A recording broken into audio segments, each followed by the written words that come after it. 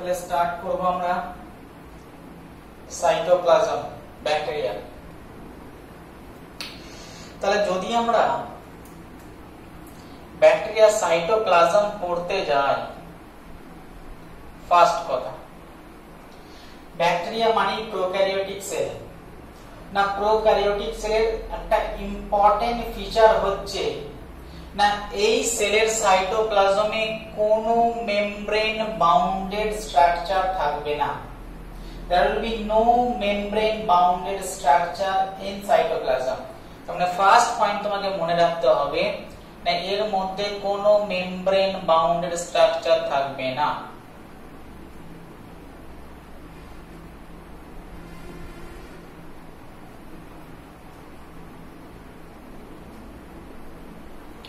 তাহলে ধরে নিলাম, তাহলে সাইডে যা ছবি আঁকবো এর ভেতরে কোন ছবির মধ্যে কোন স্ট্রাকচারের চারিপাশে কোনো মেমব্রেন বাউন্ডেড স্ট্রাকচার নেই।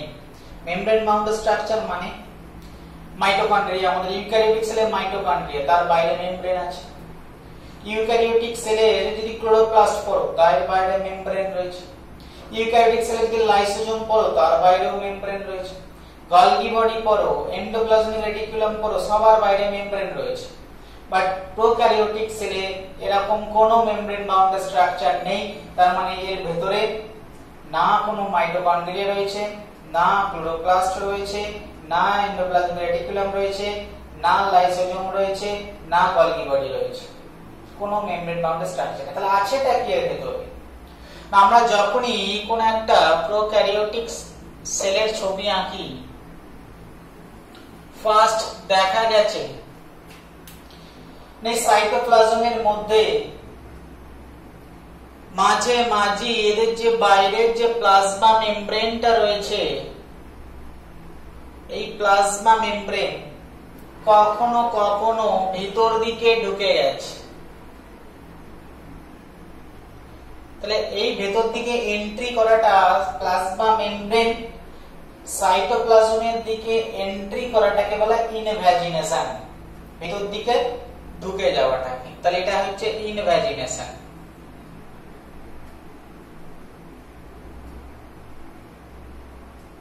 তাহলে এই যে প্লাজমা মেমব্রেনটা ভাঁজ হয়ে ভেতর দিকে ঢুকে গিয়ে কিসের মতো স্ট্রাকচার তৈরি করেছে?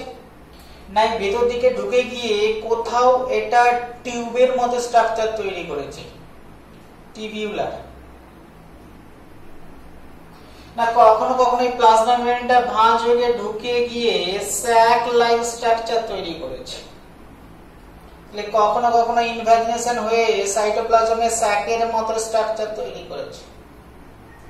না, কখনো কখনো ভেতর দিকে ঢুকে গিয়ে কয়েল লাইক স্ট্রাকচার তৈরি করেছে। কখনো কখনো ভেতর দিকে ঢুকে গিয়ে কয়েল লাইক বা ল্যামেলেট লাইক স্ট্রাকচার তৈরি করেছে। তাহলে আমি দেখলাম এই প্লাজমা মেমব্রেনটা কখনো কখনো ভাঁজ হয়ে গিয়ে ভিতর দিকে টিউব লাইক অথবা স্যাক লাইক, কখনো ল্যামেলেট লাইক স্ট্রাকচার তৈরি করেছে। ক্লিয়ার? ফার্স্ট নেই invagination tube like, sac like এবং ল্যামেলেট লাইক যে স্ট্রাকচারগুলো তৈরি করেছে, তাহলে আমরা এই স্ট্রাকচারগুলোকে কি বলবো? প্রথম যে স্ট্রাকচারটা আমরা সাইটোপ্লাজম দেখতে পেলাম, আমি দেখতে পেলাম এটাই না, সাইটোপ্লাজমের মধ্যে প্লাজমা মেমব্রেন ভাঁজ হয়ে গিয়ে বিভিন্ন রকম স্ট্রাকচার তৈরি করেছে। ফার্স্ট যে জিনিসটা আমরা সাইটোপ্লাজমে দেখতে পেলাম, সেই স্ট্রাকচারটা কখনো টিবিউলার, কখনো স্যাক লাইক, কখনো কয়েল লাইক, কখনো ল্যামিনেট। তাহলে এই স্ট্রাকচারগুলোর নাম আমরা কি দেবো? তো সায়েন্টিস্টরা ভাবলো তাহলে নাম কি দেয়া যায়। তখন ওরা দেখার চেষ্টা করলো তাহলে এই যে স্যাকের ভেতরে বা এই টিউবের ভেতরে বা এই ল্যামেলার ভিতরে কি জিনিসপত্র রয়েছে, এর ভেতরে কি জিনিস আছে। যখন দেখতে গেল, খুঁজে দেখলো, তাহলে এর ভেতরে কি আছে দেখি। এই স্যাকের ভেতরে কি আছে আমরা দেখি না, এর ভেতরে কি আছে যখন ওর কেমিক্যাল নেচার অ্যানালাইসিস করলো, দেখতে গেল ম্যাক্সিমাম ব্যাকটেরিয়ার ক্ষেত্রে এই টিউব বা স্যাকের ভেতরে এনজাইম আছে। ক্লিয়ার? বাট এমনও কিছু কিছু ব্যাকটেরিয়া আছে যে সমস্ত ব্যাকটেরিয়ার ভেতরে কিছু কিছু স্যাকের ভেতরে এনজাইম আছে, আর কিছু কিছু স্ট্রাকচারের ভিতরে এনজাইম নেই, তার পরিবর্তে কিছু পিগমেন্ট রয়েছে।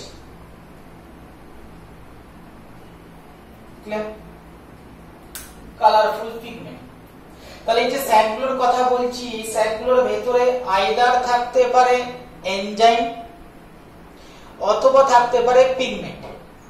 ম্যাক্সিমাম ব্যাকটেরিয়ার ক্ষেত্রে থাকবে কি এনজাইম, কিছু কিছু ব্যাকটেরিয়ার ক্ষেত্রে কি থাকে পিগমেন্ট। তার মানে যে ব্যাকটেরিয়ার ক্ষেত্রে পিগমেন্ট আছে সেই ব্যাকটেরিয়ার ক্ষেত্রে কতগুলো স্ট্রাকচারে পিগমেন্ট আছে, কতগুলো স্ট্রাকচারে এনজাইম আছে। তাহলে নাম কি দেবো?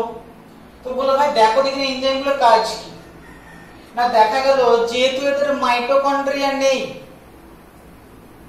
বাট এদেরও তো বেঁচে থাকতে হবে, এদেরও তো রেসপিরেশন করতে হবে। অ্যাকচুয়ালি এখানে এই স্যাকের ভেতরে যে এনজাইমগুলো আছে, যে সেই এনজাইমগুলো অ্যাকচুয়ালি রেসপিরেশনে হেল্প করে থাকে। তাহলে this enzyme are helping respiration. তাহলে আমরা জানি আমাদের রেসপিরেশনে যে অর্গানিজমটা হেল্প করে থাকে সেই অর্গানিজমটাকে আমরা মাইটোকন্ড্রিয়া বলি। বাট একে তো আমি মাইটোকন্ড্রিয়া বলতে পারবো না, কারণ মাইটোকন্ড্রিয়ার মতো দেখতে না। আর সেখানে তো মাইটোকন্ড্রিয়ার মতো চারিপাশে মেমব্রেন দিয়ে ঘেরাও না। তো বলো ঠিক আছে, তাহলে এর নাম তুমি মাইটোকন্ড্রিয়া না দিলেও মাইটোকন্ড্রিয়ার মতোই একটা নাম দিলাম, and that is called the mesosome। তাহলে আমরা সাইটোপ্লাজমের মধ্যে প্রথম যে জিনিসটা আমরা দেখতে পেলাম না, bacteria cytoplasm contain respiratory structure and this respiratory structure is called the mesosome। very very important। এখন বললাম কিছু জন ব্যাকটেরিয়ার ক্ষেত্রে এনজাইম থাকে না, এনজাইমের সাথে সাথে কিছু কিছু স্যাকের ভেতরে পিগমেন্ট থাকে বা টিউবের ভেতরে। না যখন জানা গেল ওই পিগমেন্ট গুলো কি না, পিগমেন্ট গুলো কালার কে নিচ্ছে, তাহলে কালার মানে ক্রোম। তাহলে যে পিগমেন্ট গুলো কালার কে নিতে পারে সেই পিগমেন্ট গুলোকে আমরা বলতে পারি ক্রোম পিগমেন্ট। অ্যাকচুয়ালি এই পিগমেন্ট গুলো ফটোসিনথেসিস করতে হেল্প করে থাকে। দেখো এই যে পিগমেন্ট গুলো আছে, এই পিগমেন্ট গুলো অ্যাকচুয়ালি ক্লোরোফিল পিগমেন্ট, যেটা হেল্প করছে কিসে না ফটোসিনথেসিসে হেল্প করছে। এই যে স্ট্রাকচারটা বলছি এটা ফটোসিনথেটিক পিগমেন্টকে ধরে রেখেছে। ফটোসিনথেটিক পিগমেন্ট মানে কালারফুল পিগমেন্ট। আর ধরে রাখা এর বায়োলজিক্যাল টার্মে আমরা বলে থাকি ফোর, PHOR 4। ফোর শব্দের অর্থ হচ্ছে কোন জিনিসকে ধরে রাখা, রেখে দেওয়া। তাহলে এই যে টিউবটা বা থলিটা যদি কালারফুল পিগমেন্ট বা ক্রোম যুক্ত পিগমেন্টকে ধরে রাখে, তাহলে ক্রোম প্লাস 4, তাহলে এক কথা এই পিগমেন্ট যুক্ত স্ট্রাকচারটাকে নাম দেওয়া হলো ক্রোমাটোফোর। তাহলে সেকেন্ড যে স্ট্রাকচারটা পেলাম সেই স্ট্রাকচারটার নাম হচ্ছে ক্রোমাটোফোর। বাট এটাও আমরা বুঝে গেলাম যে সমস্ত ব্যাকটেরিয়ায় ক্রোমাটোফোর নেই। তাহলে ক্রোমাটোফোর কোথায় থাকবে না, যে সমস্ত ব্যাকটেরিয়া ফটোসিনথেসিস করতে পারে, কারণ এই যে পিগমেন্ট গুলো রয়েছে এই পিগমেন্ট গুলো ফটোসিনথেটিক পিগমেন্ট। তাহলে আমরা ফার্স্ট জেনে গেলাম কোন একটা ব্যাকটেরিয়া সাইটোপ্লাজমে কি থাকতে পারে না, সমস্ত ব্যাকটেরিয়া সাইটোপ্লাজমে প্রোক্যারিওটিক মেসোজোম তো থাকবেই, যেটা রেসপিরেশনে হেল্প করে থাকে। বাট কিছু কিছু ব্যাকটেরিয়া এমনও আছে যাদের ক্ষেত্রে মেসোজোম ছাড়াও ফটোসিনথেটিক পিগমেন্টকে ধরে রাখা ক্রোমাটোফোর স্ট্রাকচার রয়েছে। তাহলে ফার্স্ট দুটো আমার কাছে ক্লিয়ার হলো।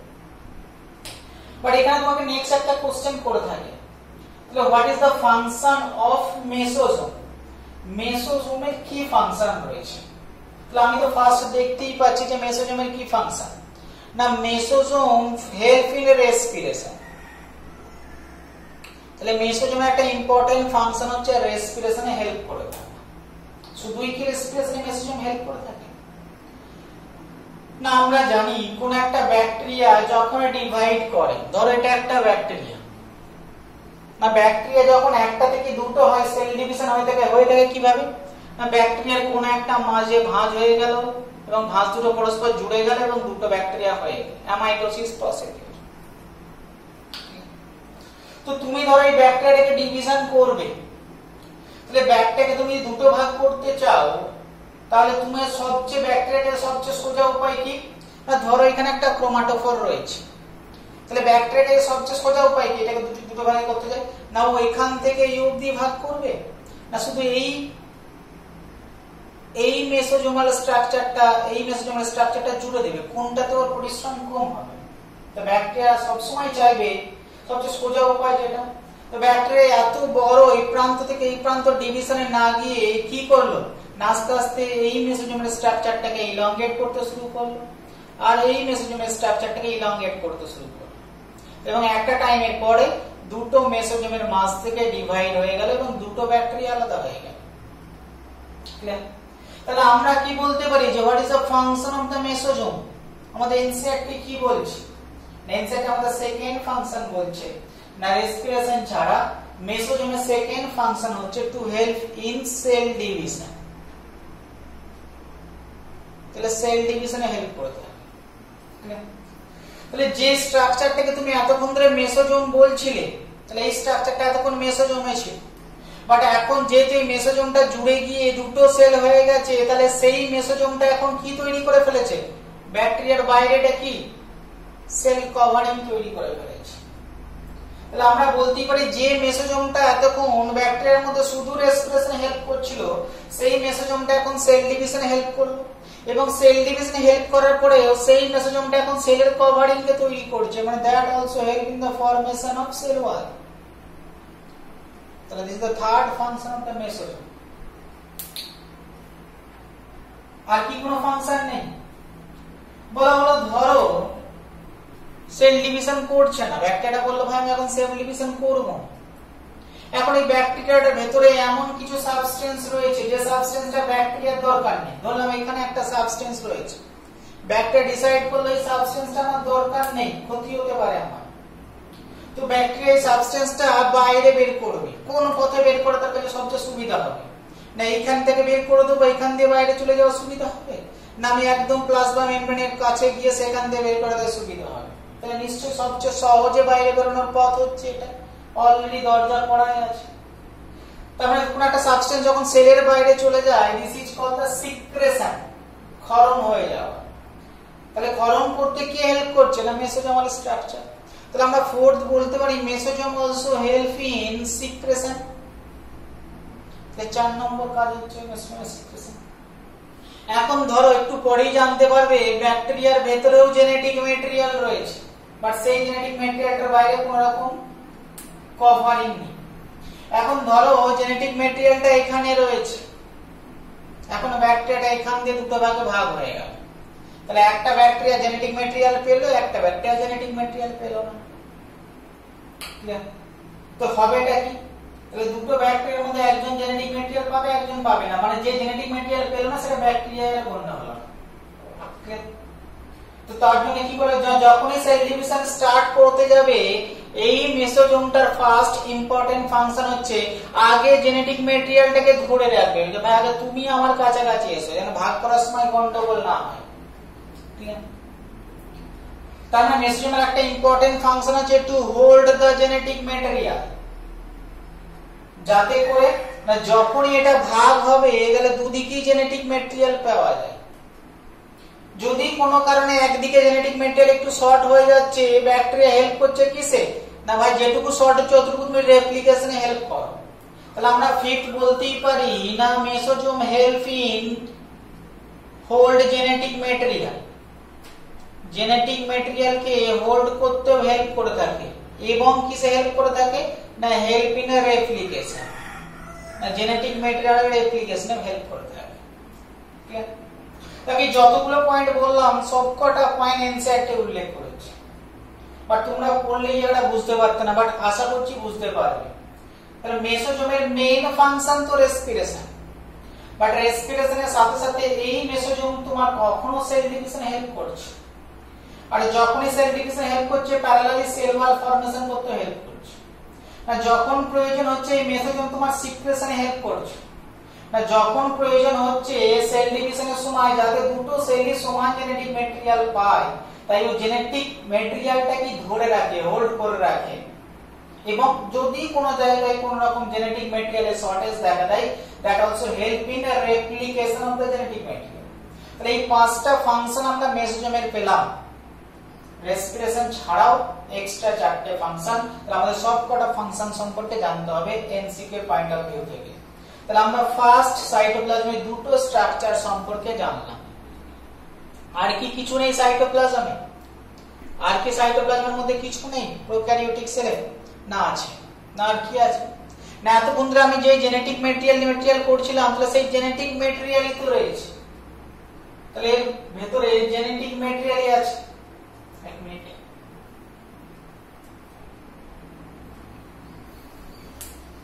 তাহলে এর ভেতরে জেনেটিক ম্যাটেরিয়ালটাই রয়েছে। ক্লিয়ার? বাট পার্থক্য কি? না ইউক্যারিওটিক সেলেরও জেনেটিক ম্যাটেরিয়াল রয়েছে, প্রোক্যারিওটিক সেলেরও জেনেটিক ম্যাটেরিয়াল রয়েছে। পার্থক্য সেই জায়গাটায়। না এর যে জেনেটিক ম্যাটেরিয়ালটা রয়েছে সেই জেনেটিক ম্যাটেরিয়ালটা সুন্দর মেমব্রেন বাউন্ডেড স্ট্রাকচার দিয়ে ঘেরা নয়। তাহলে যদি এটাও তাহলে একটা নিউক্লিয়াস বলেছিলাম, যেটা একটা নিউক্লিয়াসকে শো করছে, বাট এই নিউক্লিয়াসটা হচ্ছে আদি নিউক্লিয়াস, প্রোক্যারিওটিক নিউক্লিয়াস। এই কারণে এটাকে আদি বলেছিলাম, কারণ এর চারিপাশে কোনো মেমব্রেন বাউন্ডেড স্ট্রাকচার নেই। যেহেতু মেমব্রেন বাউন্ডেড স্ট্রাকচার নেই তাই এটা একটা আদি নিউক্লিয়াস, তাই একে আমরা প্রকৃত নিউক্লিয়াসের মতো নামকরণ করি না। তাহলে আমরা এই থার্ড যে স্ট্রাকচারটা পেলাম এর নাম নিউক্লিয়াস না দিয়ে আমরা এর নাম দিয়ে দিলাম নিউক্লিয়েট।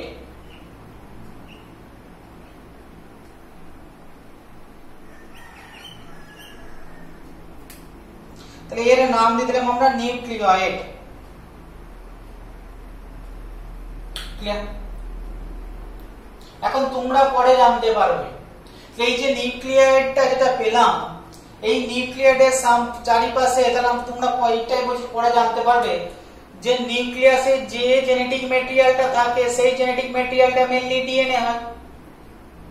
আর ডিএনএটা এতটা ইম্পর্টেন্ট কারণ ডিএনএ এর মধ্যেই থাকে জিন। দিস ডিএনএ কন্টেন্ট জিন।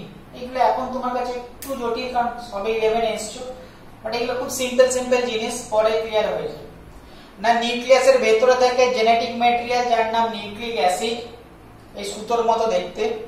এই নিউক্লিক অ্যাসিডটা মেইনলি তৈরি হয়েছে ডিএনএ দিয়ে, আর এই ডিএনএ এর মধ্যে মেইনলি যে জিনিসটা রয়েছে জিন। ক্লিয়ার? তাহলে আমরা বলতেই পারি এই নিউক্লিয়েটটার মধ্যে ডিএনএ রয়েছে, বাট এমন একটা স্ট্রাকচার ডিএনএ যার চারিপাশে কোনো মেমব্রেন দিয়ে বাঁধা নেই, কোনো রকম ঢাকনা নেই। তাহলে কারো চারিপাশে যদি কোনো রকম ঢাকনা না থাকে তাহলে আমরা বলতেই পারি যে নেকেড। তাহলে এই যে নিউক্লিয়েটকে আমরা অনেক সময় বলে থাকি যে তুমি বাইরে থেকেই ডিএনএটাকে দেখতে পাচ্ছ, নিউক্লিক অ্যাসিডটাকে বাইরে থেকেই দেখতে পাচ্ছ, কোনো বাইরে মেমব্রেন নেই বলে। ফলে এই ডিএনএটাকে বলা হয়ে থাকে নেকেড ডিএনএ। তাহলে যারই নাম নিউক্লিয়েট তার আরো একটা নাম পেয়ে গেলাম নেকেড ডিএনএ। এখন তুমি দেখতে পাচ্ছ এই যে নেকেড ডিএনএটা, ডিএনএ এর মধ্যে জিন রয়েছে, তার মানে এই ডিএনএটা জিনকে কিন্তু ধরে রেখেছে। এখন ধরে রাখা ইংলিশ আমি কি বলেছি, বায়োলজিক্যাল টার্ম 4। তাহলে এই ডিএনএটা জিনকে ধরে রেখেছে, তার মানে আমি বলতেই পারবো this also call the genophore. But ইউক্যারিওটিকের জিনটাকে তুমি বাইরে থেকে দেখতে পারবে না কারণ মেমব্রেন দিয়ে বাউন্ড রয়েছে। তাহলে আমরা প্রোক্যারিওটিক সেলের যেটাকে নিউক্লিয়েট বলছি সেই নিউক্লিয়েটের চারিপাশে যেহেতু চারিপাশে মেমব্রেন নেই তাহলে আমরা ডিএনএটাকে ডাইরেক্ট দেখতে পাচ্ছি, তাই এরই নাম আমরা বলে দিলাম নেকেড ডিএনএ। আমরা দেখতে পাচ্ছি এই নেকেড ডিএনএটাকে জিনকে ধরে রেখে দিয়েছে, তাই এই আরো একটা নাম দিয়ে দিলাম জিনোফোর। তাহলে জিনোফোর কি না, তোমার কি কোশ্চেন আছে হোয়াট ইজ জিনোফোর, তাহলে তোমার आंसर হবে প্রোক্যারিওটিক সেল মেইনলি ব্যাকটেরিয়া সেলে যে নিউক্লিয়েটটা থাকে সেই নিউক্লিয়েটের চারিপাশে কোনো রকম মেমব্রেন থাকে না, বাইরে থেকে আমরা জিনকে দেখতে পাই, নিউক্লিক অ্যাসিডকে দেখতে পাই, সেই জন্য এই নিউক্লিয়াসটাকে আমরা জিনোফোর বলে ডেকে থাকি। না নেকেড ডিএনএ কি, একই आंसर, আগে পিছু করে দেবে। না প্রোক্যারিওটিক সেলের নিউক্লিক অ্যাসিডটা চারিপাশে কোনো মেমব্রেন থাকে না, তাই এই নিউক্লিক অ্যাসিড বা ডিএনএটাকে আমরা নেকেড ডিএনএ বলে থাকি। নিউক্লিয়েট কি, সেম आंसर। প্রোক্যারিওটিক সেলের নিউক্লিয়াস বলতে আমরা এটাকে বুঝি তার চারিপাশে কোনো মেমব্রেন বাউন্ডেড স্ট্রাকচার নেই, কোনো মেমব্রেন নেই, ফলে আমরা বাইরে থেকে ডিএনএটাকে দেখতে পাই, সেই জন্য এই নিউক্লিয়াসটাকে আমরা নিউক্লিয়েট বলে ডেকে থাকি। তো সবই आंसर। আমরা এই তিনটে টার্ম প্যারালাল, নিউক্লিয়েট আছে, নেকেড ডিএনএ তাই, জিনোফোর তাই। তাহলে আমরা থার্ড যে স্ট্রাকচারটার কথা জানলাম ইজ দা নিউক্লিয়েট। আর তো বাকি এর মধ্যে কিছু দেখতে পাবো না, মেমব্রেন বাউন্ডেড কোনো স্ট্রাকচার নেই। ক্লিয়ার? বাট এমন একটা স্ট্রাকচার রয়েছে সেটা প্রোক্যারিওটিকেও আছে ইউক্যারিওটিকেও আছে, যার চারিপাশে কোনো মেমব্রেন নেই। তোমরা আগেও পড়ে এসছো, এখনো জানো তোমরা যে ভাই রাইবোজোম বলে একটা এমন স্ট্রাকচার রয়েছে যার জন্য কোনো মেমব্রেন দরকার পড়ে না। তো যেহেতু মেমব্রেন নেই ফলে প্রোক্যারিওটিক সেল বলে আমারও রাখতে কোনো অসুবিধা নেই। ফলে এই সাইটোপ্লাজমে রাইবোজোম বলে একটা স্ট্রাকচার রয়েছে, যেহেতু মেমব্রেন নেই ফলে থাকতেই পারে এখানে। ফলে ফোর যে স্ট্রাকচারটার কথা বলবো, দিস ইজ দা রাইবোজোম। এখন ইউক্যারিওটিক বলে ভাই আমারও তো রাইবোজোম রয়েছে, প্রোক্যারিওটিক বললে আমারও রাইবোজোম রয়েছে, ইউক্যারিওটিক বলে তাহলে আমার রাইবোজোমটা একটু ভালো হওয়া উচিত। বলে ঠিক আছে, তুমি যেহেতু আধুনিক তাহলে তোমার রাইবোজোমটা একটু ভালো। ফলে রাইবোজোমটা একটু বেশি 80s, আর ইউক্যারিওটিক রাইবোজোমটা একটু অনুন্নত, ফলে কত হবে না 70s। এদের যে রাইবোজোমটা আছে সেই রাইবোজোমটা হচ্ছে 70s। এখন এস কথাটা কি, ভেদভাগ ইউনিট কি, যখন রাইবোজোম পড়াবো ডিটেইলসে জানতে হবে হোয়াট ইজ ভেদভাগ ইউনিট, সোজা জিনিস পড়ে জানতে পারবে। এখন তুমি দেখবে রাইবোজোম সবসময় দুটো সাব ইউনিট দিয়ে তৈরি হয়, তার মানে 70s বলছি, 70s এর মধ্যে দুটো সাব ইউনিট আছে, একটা করে লার্জ সাব ইউনিট, একটা করে স্মল সাব ইউনিট, ইউক্যারিওটিক ক্ষেত্রেও প্রোক্যারিওটিক ক্ষেত্রেও। তার মানে স্মল সাব ইউনিটে এই 70s টা দুটো সাব ইউনিটে ভেঙে আছে, একটা লার্জ সাব ইউনিটে আর একটা স্মল সাব ইউনিটে। না লার্জটা কত না একটা 50s আর একটা 30s। তাহলে এই দুটো সাব ইউনিটে ভেঙে আছে, 50s এবং 30s দুটো সাব ইউনিটে এটা ভেঙে রয়েছে। এখন সেই রাইবোজোমটা এখানে ঘোরাফেরা করছে। আমার রাইবোজোমের কাজ তোমরা সবাই জানো, that help in protein synthesis, protein ছাড়া তো কিছু সম্ভব না। ফলে প্রোক্যারিওটিক সেলটা যখন ডিসাইড করলো যে ভাই আমাকে রেসপিরেশন করতে হবে, মানে আমাকে এনজাইম লাগবে, আর এনজাইম মানেই প্রোটিন, তো আমার এই জায়গাটা যদি আমাকে বেঁচে থাকতে হয় তাহলে আমাকে রেসপিরেশন করতে হবে, আর রেসপিরেশন করতে হলে আমাকে এনজাইম বানাতে হবে, আর এনজাইম বানাতে গেলে প্রোটিন লাগবে। ধরলাম এই রেসপিরেশনে একটা ইম্পর্টেন্ট এনজাইমের নাম হচ্ছে হেক্সোকাইনেজ। তো তোমরা পড়বে যখন রেসপিরেটরি সিস্টেম পড়ানো হবে, রেসপিরেটরি সিস্টেম না প্ল্যান্ট রেসপিরেশন পড়ানো হবে, তখন তোমরা পাবে পড়ানো। তো হেক্সোকাইনেজ একটা এনজাইম, ঠিক আছে না? তখন সেল বলল ভাই হেক্সোকাইনেজ এনজাইম শর্ট হচ্ছে, রেসপিরেশন বন্ধ হয়ে যাবে। সেল সাথে সাথে সেই খবরটা কার কাছে পাঠিয়ে দিল? মেইন কন্ট্রোলার নিউক্লিওয়েডের কাছে পাঠিয়ে দিল। নিউক্লিওয়েডকে বলল, এখান থেকে সিগন্যাল এলো নিউক্লিওয়েডের কাছে যে ভাই হেক্সোকাইনেজ শেষ হয়ে গেছে, হেক্সোকাইনেজ সাপ্লাই দাও। নিউক্লিওয়েড সাথে সাথে দেখলো ডিএনএ কে বলল যে ভাই হেক্সোকাইনেজ শেষ হয়ে গেছে। তো ডিএনএ এর মধ্যেই একটা জায়গায় এই হেক্সোকাইনেজ তো প্রোটিন, আর আমরা জানি এই জিন থেকে এই জিনের উপর দিয়ে এই ডিএনএ এর উপর দিয়ে যখনই রাইবোজোম হাঁটবে তখনই এর মধ্যে প্রোটিন তৈরি হবে। এই ডিএনএ থেকে ফার্স্ট আরএনএ তৈরি হয়, আর এই আরএনএ এর উপর দিয়ে যখনই রাইবোজোম হাঁটে তখনই প্রোটিন তৈরি হয়। এই মেকানিজম জানবে, সেন্ট্রাল ডগমা। এখন হয়তো এই টার্মগুলোকে খটোমটো লাগছে, বাট এগুলো খুব সোজা টার্ম, কিছুদিন পরে তোমাদের বেসিক ক্লিয়ার হয়ে গেলে এগুলো খুব সোজা লাগবে। না যখনই প্রোটিন তৈরির প্রয়োজন হয় সেলের মধ্যে ফার্স্ট ডিএনএ কে জানানো হয়, ডিএনএ এর মধ্যে জিন রয়েছে, ডিএনএ থেকে আরএনএ তৈরি হয়, আরএনএ এর মধ্যে এই কোডটা ট্রান্সফার হয়ে যায়, আরএনএ তখন রাইবোজোম আরএনএ এর উপর দিয়ে হাঁটতে শুরু করে, আর যখনই রাইবোজোম আরএনএ এর উপর দিয়ে হাঁটতে শুরু করে তখনই প্রোটিন তৈরি হয়। আর এই প্রোটিনটা তখন কখনো কোনো এনজাইম হিসেবে কাজ করে, কখনো কোনো স্ট্রাকচার তৈরি করতে হেল্প করে থাকে। শুধু এইটুকু বেসিক, আরো ডিটেইলসে তোমাদের পড়ানো হবে, জাস্ট এইটুকু জেনে রেখে দাও এখানটায়। ফলে যখনই এই ঘটনা বলা হলো যে ভাই প্রোটিন এনজাইম শেষ হয়ে গেছে, প্রোটিন তৈরি করতে হবে, সাথে সাথে জিনটা অ্যাক্টিভ হয়ে গেল, তাহলে এই ডিএনএটা তখন একটা এমআরএনএ তৈরি করলো। এই আরএনএটাকে বলে এমআরএনএ, মেসেজকে ক্যারি করে বলে মেসেঞ্জার আরএনএ, এমআরএনএ। এই জিনের মেসেজটাও ক্যারি করে নিয়ে আসছে, কার কাছে নিয়ে আসছে না? যে প্রোটিন তৈরি করে, প্রোটিনকে তৈরি করে রাইবোজোম। যে রাইবোজোমটা এতক্ষণ এরকম ঘোরাফেরা করছিল, সেই রাইবোজোমটা সাথে সাথে যেই মাত্র কোডটা নিয়ে এলো, সাথে সাথে গিয়ে এই এমআরএনএ এর গায়ে লেগে গেল। তাহলে এখন তোমরা দেখতে পাচ্ছ রাইবোজোম দু রকম ফর্মে থাকতে পারে। একটা সাইটোপ্লাজমে এরকম ঘোরাফেরা করছে ফ্রি ফর্মে, আর একবার কি রকম ফর্মে থাকতে পারে না, যখন প্রোটিন সিনথেসিসের প্রয়োজন হবে তখন সেই রাইবোজোমটা এমআরএনএ এর সঙ্গে যুক্ত হয়ে থাকতে পারে। তাহলে এটা হচ্ছে বাউন্ডেড ফর্ম আর এটা হচ্ছে ফ্রি ফর্ম। তাহলে এই যে রাইবোজোমটা আমরা প্রোক্যারিওটিক সেলে দেখতে পাচ্ছি, এটা দুটো ফর্মে থাকতে পারে, আইদার ফ্রি ফর্মে থাকতে পারে অথবা বাউন্ডেড ফর্মে থাকতে পারে। তাহলে ফ্রি ফর্মেও থাকতে পারে, বাউন্ডেড ফর্মেও থাকতে পারে। না, বাউন্ডেড ফর্ম কখন থাকে না, যখন প্রোটিন সিনথেসিসের প্রয়োজন হয়। তাহলে যখনই বাউন্ডেড ফর্মে গেল, তাহলে তুমি দেখতে পাচ্ছ একটাই মাত্র আরএনএ এবং তার উপর অনেকগুলো রাইবোজোম আটকে রয়েছে। এখন দুইয়ের বেশি হলে তাকে আমরা পলি বলে থাকি, পলিমার, অনেকগুলো মনোমারের সমষ্টি। তাহলে এখানে দুইয়ের বেশি কি রয়েছে, রাইবোজোম রয়েছে, তাহলে আমরা বলতেই পারি একে polyribosome. So this bounded form also called the polyribosome, also called the polysome. তাহলে this is called the polyribosome or polysome. তাহলে 4 নম্বর পয়েন্ট আমার কাছে ক্লিয়ার হয়ে গেল। তাহলে আমরা জানলাম এর সাইটোপ্লাজমে আছে মেসোজোম, কোন কোন ব্যাকটেরিয়া যেমন হতে পারে সায়ানোব্যাকটেরিয়ার মধ্যে রয়েছে ক্রোমাটোফোর, সমস্ত প্রোক্যারিওটিক সেল বা ব্যাকটেরিয়ার মধ্যে রয়েছে নিউক্লিয়েড বা নেকেড ডিএনএ বা জেনোফোর, সমস্ত প্রোক্যারিওটিক সেলের মধ্যে মেমব্রেনলেস স্ট্রাকচার রাইবোজোম রয়েছে, বাট সেটা 70s প্রকৃতির। সেই রাইবোজোমটা দুটো ফর্মে থাকতে পারে, আইদার ফ্রি ফর্ম অথবা বাউন্ডেড ফর্ম। না, যদি বাউন্ডেড ফর্মে যাই তাহলে দেখবো একটাই মাত্র এমআরএনএ এবং সেই এমআরএনএ এর উপরে অনেকগুলো রাইবোজোম পরপর পরপর লেগে গেছে। এই রাইবোজোমগুলোকে বলা হয় পলিরাইবোজোম। ঠিক আছে না, এই কয়েকটা জিনিস ছাড়া, এক minute,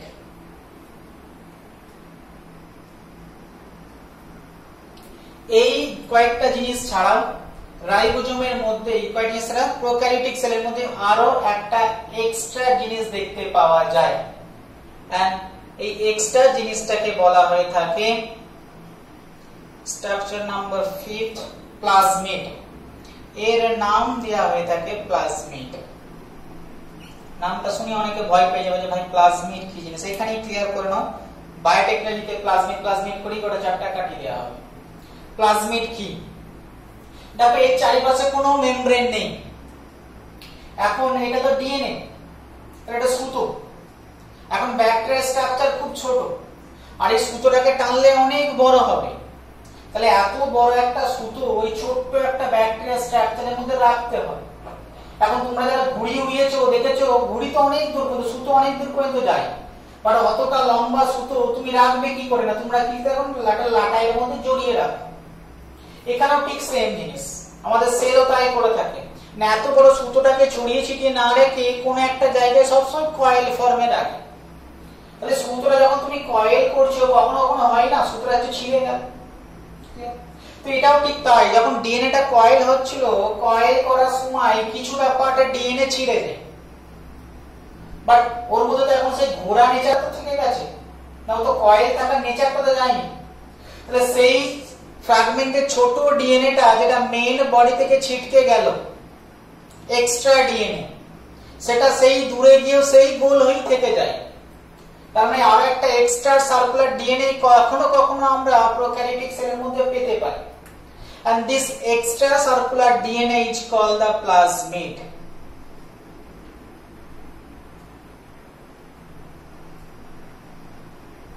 So what is plasmid?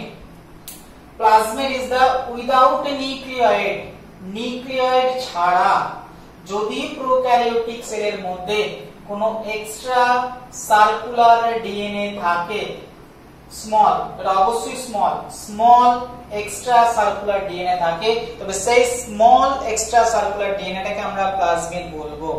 তাহলে এই ডিএনএটা হচ্ছে small extra circular DNA plasmid. What is the function of the plasmid? একটু পূর্বে দুটো ফাংশন পরে ক্লাসে বলে আমরা এর সেল এক্সটেনশনটা বলে দেবো, তাহলে আমাদের প্রোক্যারিওটিক সেল নেক্সট ক্লাসে শেষ হয়ে যাবে, যে আমরা ইউক্যারিওটিক সেলে স্টার্ট করব। ওকে, ছাড়লাম।